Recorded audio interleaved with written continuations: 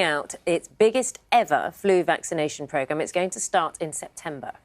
More than 35 million people will be offered the vaccine for free this year. The jab will be available to all secondary school pupils up to the age of 16 for the first time. Now, frontline health and care workers, pregnant women and anyone over the age of 50 will also be eligible. We're joined now by GP Dr Naga Arif and Jeff Barton from the Association of School and College Leaders. Good morning to you both. We'll come to the logistics in a moment, Jeff, but Naga, do you want to just take us through kind of the preparation that GPs will have to be undertaking? Because I think you had some warning of this. Yeah, we did. Actually, this week on Wednesday, at our practice, with our practice manager, we sat together and looked at how we're going to roll out this incredibly ambitious flu vaccination programme. Now, we've done it before. We did it last year. We've got the infrastructure. The plan is that across the UK to vaccinate 35 million people who fall in those categories, as you just said, Naga. But now the programme's been rolled out to far more children, so up to 16-year-olds, so year 11 students as well. And I think this is the roadmap out of the pandemic, out of the lockdown. We don't want the pressure on the NHS in the autumn, winter months when we also get flu. We've already got the COVID vaccination programme that's running. We're easing out of lockdown. 19th is going to be when the restrictions are eased. And so time will tell how we're going to handle all the cases that we're seeing in the community. And as long as it's not putting pressure on the NHS, and that would be brilliant. So we have got all the infrastructure in place. We've got mosques, synagogues, we've got temples, we've got pharmacists, pop-up vaccination program, centres, as you were saying earlier. So this is a good news story, but also just shows the amount of work that we've got to do in primary care. Jeff, good morning to you from the Association of School and College Leaders. So this initiative for the flu vaccine school programme expanded to provide vaccines to all secondary school pupils up to year 11 for the first time.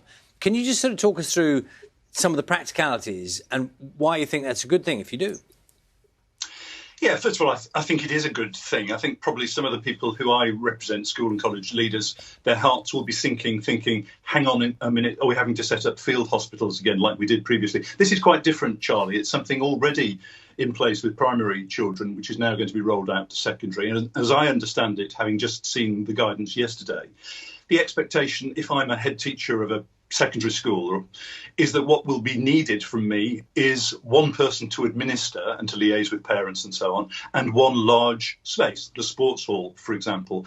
All of this will be done by medical staff. It's a public health initiative using schools and colleges. And I think the benefit of it is twofold. One, it's going to be safer for young people and for the staff if we have a flu epidemic, as is being predicted.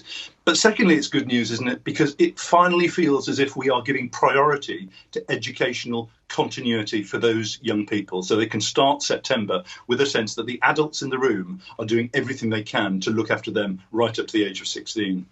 And again, I wonder if do you know anything about the practicalities? I mean, maybe you'd be expecting local GPs might want to or expect to be consulted about how it might work in practice in schools.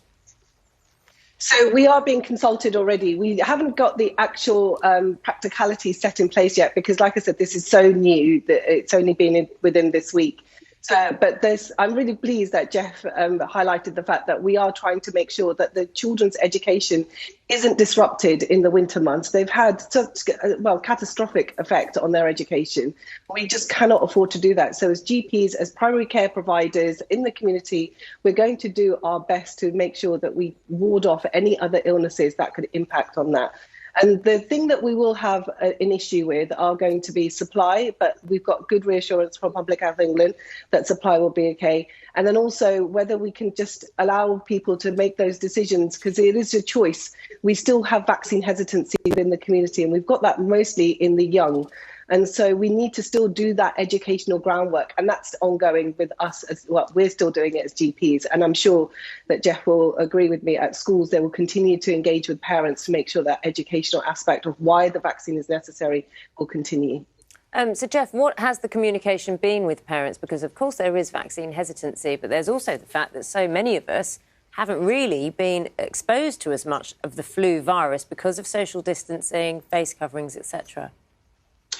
Well, I think, Naga, probably in terms of communication with parents on this specific issue, most people will be hearing about this issue today for the first time, that the flu, it's not actually a jab, is it? It's kind of nasal spray, that is going to be an entitlement from September. But I think absolutely that is the right place to do it, in our schools and our colleges, because that is the place where, A, you can explain to young people why it's important. B, there's lots of trust for school leaders and for teachers, as we see, and therefore communication with parents as to why this is good news for your family, for your child, and for our school community. I think all of those things we will be able to put in place. And I think what that will lead to is young people thinking, yes, I can see why this is a good thing for me to do. I can see my friends are having it done as well. And ultimately, if that can give us a focus on the most important things that schools do, teach young people, rather than being distracted by all the absence we've had, that's going to be good news, I think, for a start of a new term. Nigat, I think quite a lot of people may be on a bit of a learning curve about this in relation to the flu vaccine, how it's delivered. The nasal spray, the jab, who gets what? How is it administered? So from anybody we give the nasal spray from 6 months onwards. So 6 months usually are given to those in the at-risk group. The nasal spray is like just a spray or droplets that go up the nose, and we give that up until the age of 16, and we administer them throughout the school. And then the jab is available to anybody above that. The other thing that we need to know, and we get this every year on year with the flu vaccine, is that the nasal drops do have some pork derivatives in there. So therefore, religious groups such as Muslims, Jewish communities, they feel very apprehensive of taking up the flu vaccine. Now, we've done a lot of groundwork with the British Islamic Medical Association, the British Medical Council, and various other Jewish groups to say that actually this is such a small amount that it's insignificant, and therefore, on balance, it's better to have the nasal spray. But as GPs and as doctors and pharmacists and healthcare professionals, we do offer parents to have the option of going into the surgery and having the jab as well. The jab is available. It's very similar. Well, it's exactly the same as the COVID-19 jab. Goes into your arm, and for anybody above the age of 50 and above, that's available. That's the free jabs and nasal sprays that are available on the NHS. There's a group of people in the middle. So that's from 16 to about 50 who might be fit and well, absolutely have no underlying health conditions.